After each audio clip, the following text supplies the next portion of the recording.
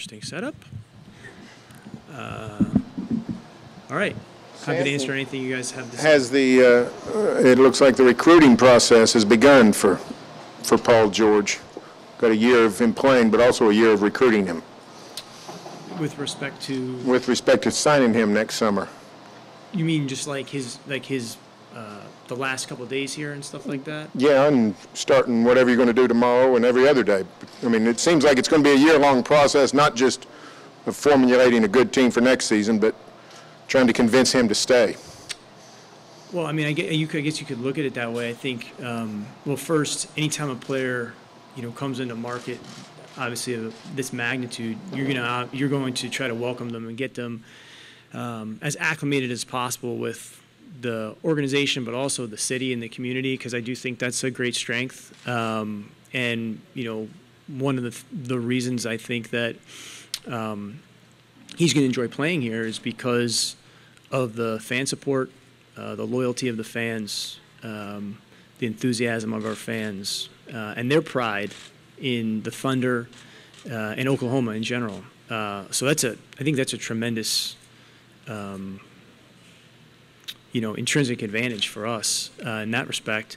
But I think the best way to, I guess if you use the word recruit, players is to number one, be yourself.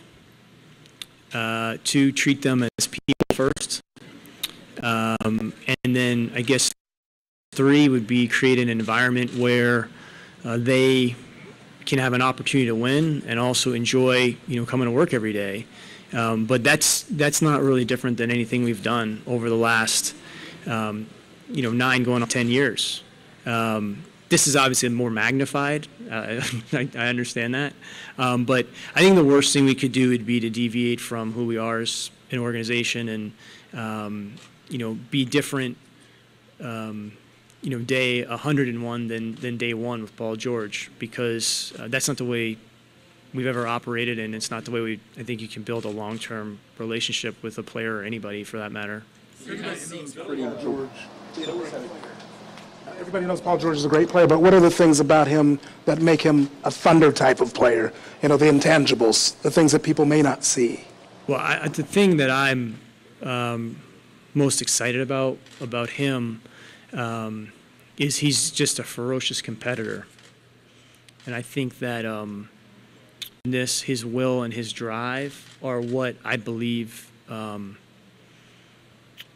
give him the opportunity to keep getting better. As talented as he is and as much impact as he's had in the league, I think when you have this intrinsic drive, intrinsic motivation to compete, that creates a significant upside and really kind of puts a launching pad to the talent level itself. The other thing is his maturity.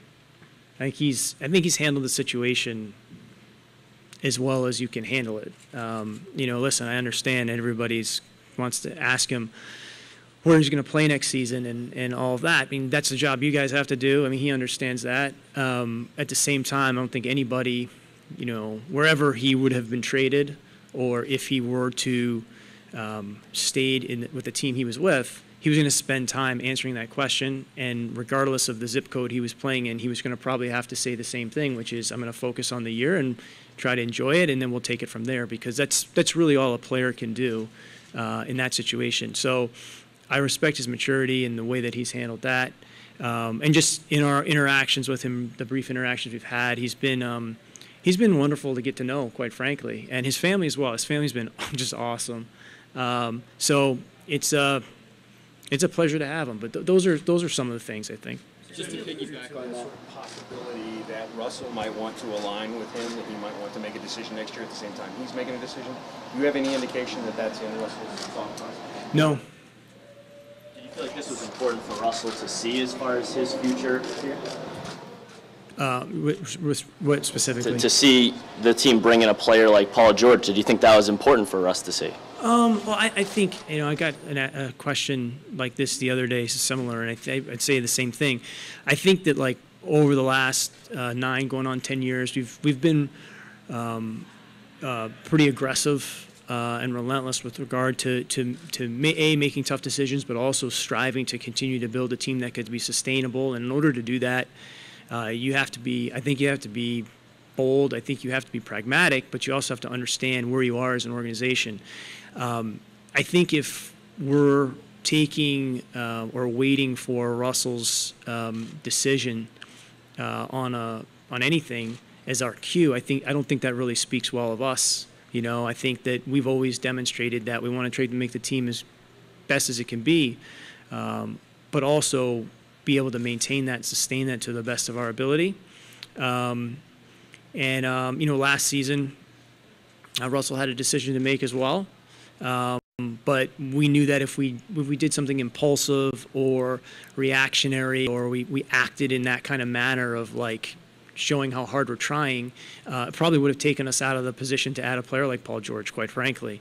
So we try to be smart, and we try to be you know, disciplined with our decision making, but I think we also have tried to put ourselves in a position to strike, and when the opportunity is there, to strike hard. Sam, you mentioned getting a chance to spend a little time with him and with his family. Just from a personal standpoint, what's it been like to be able to share what you and the rest of the organization have built with him over the last 24 hours or so?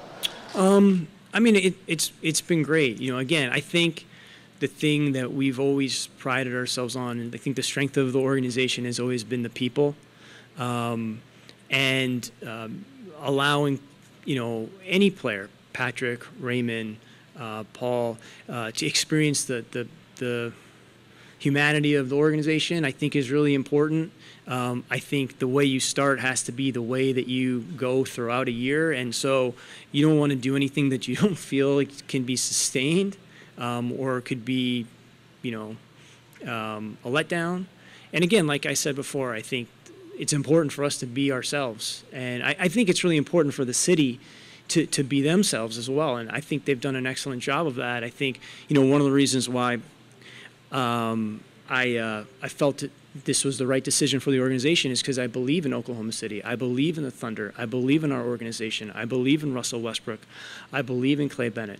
And I believe there's something to offer here, and we have to put ourselves in position to demonstrate that. And you know, to me, the risk in the decision would have been not making it. Sam, I wanted to get your thought. Sam. Hey, I wanted to get your thoughts on the locale, the decision to have the party the way you had the format, and what you thought of it tonight yourself. Well, I think, you know, one of the other things with respect to this is, like, we've always tried to be progressive in our thinking, to try different things, to do things new and different. And as we all know, some of those things were, you know, anytime you're trying to be progressive, a big part of that is sometimes trying things that don't work and then realizing that.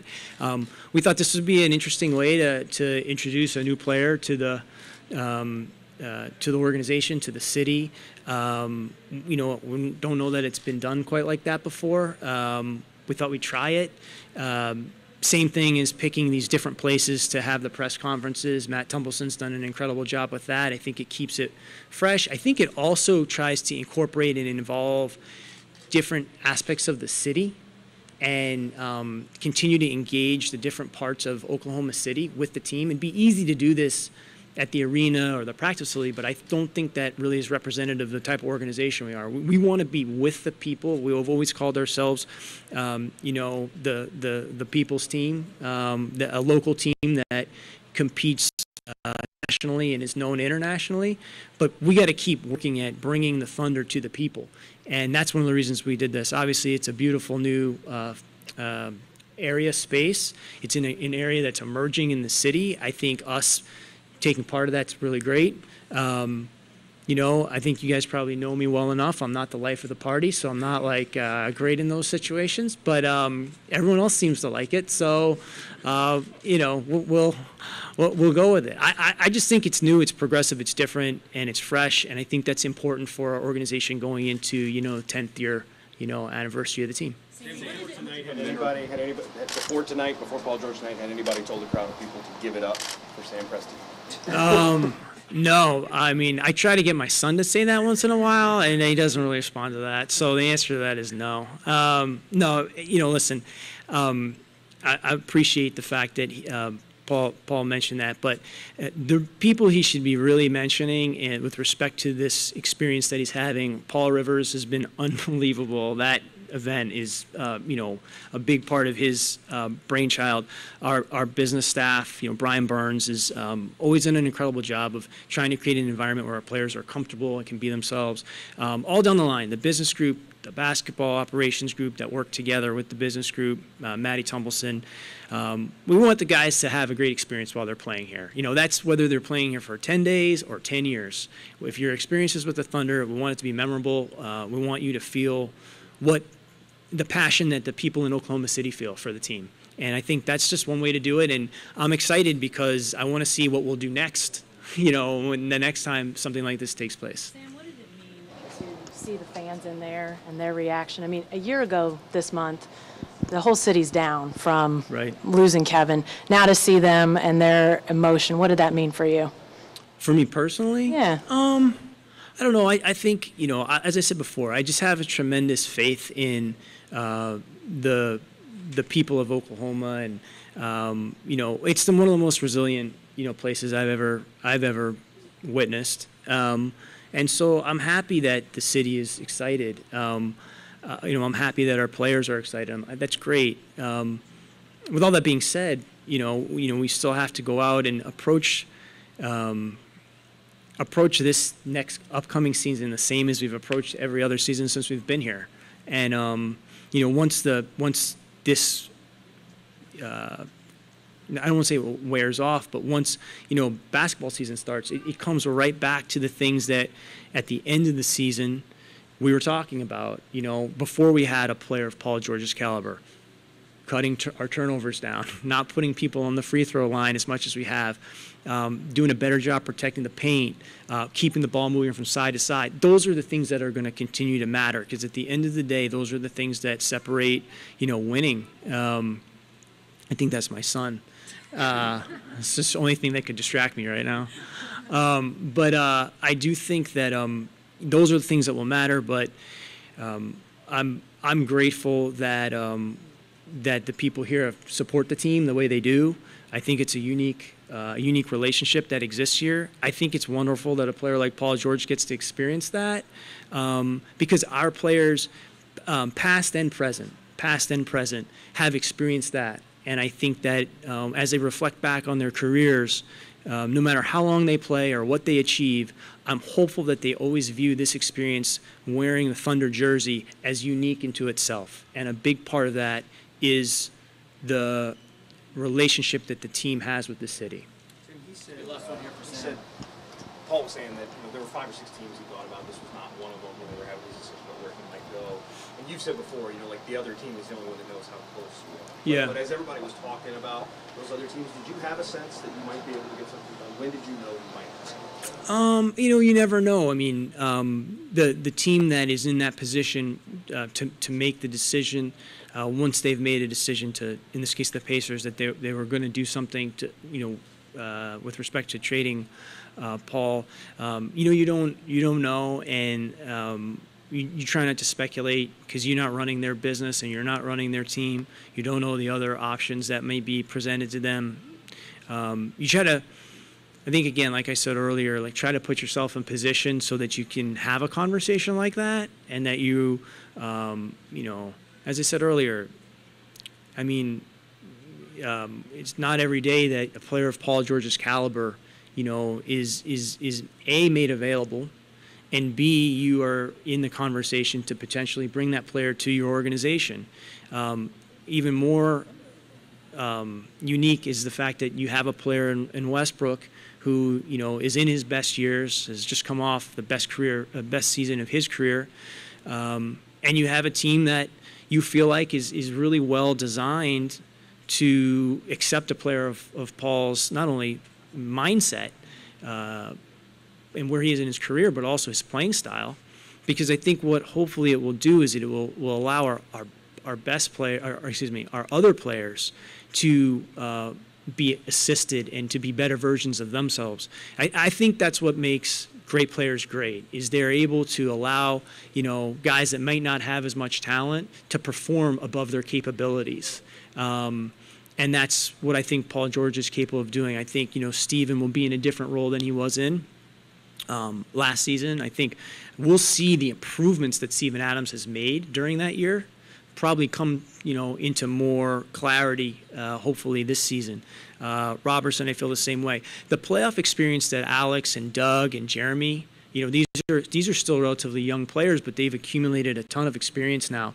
I think Paul George connects the team a little bit that way. I think the dynamic of the skill sets between Paul and Russell. So there's a lot to be excited about.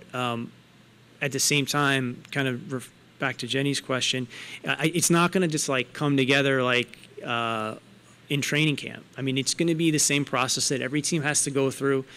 I can write the stories for you now when we lose our first preseason game by 40 and the sky's going to fall. We understand that. I think that's another benefit that we have as an organization. Going on 10 years and having been in situations where we've played in a lot of playoff series and a lot of big games, we've encountered a lot of adversity. We've also had incredible successes. We know that the trail to get to the highest level, the elite level, is never, never easy. It's filled with all kinds of uncertainties, unexpectancies, and unknowns. It's how you navigate those. And there'll be plenty of those that come our way starting in training camp. I do feel really good about the maturity, seriousness, and just overall fiber of the players that we've added in free agency, as well as the existing players. And it's going to be a matter of sticking together. And, I think everyone's seeing this as, we do have to take it, just focus on the moment of one season. But I also think, in the event that this team is existing beyond this year, I think the future of the team is incredibly bright, just given the ages of the core players, as well as the ages and the upside of a lot of the supporting players. I'm really excited about the now, and we have to throw ourselves into that. But also I'm excited about the fact that if this team continues to build and grow over a period of years, I think it can be one of the more dynamic teams in the league. And could be really exciting because of just the age of the team and the complementary nature of the players. Thank you, Sam. Thank you, guys.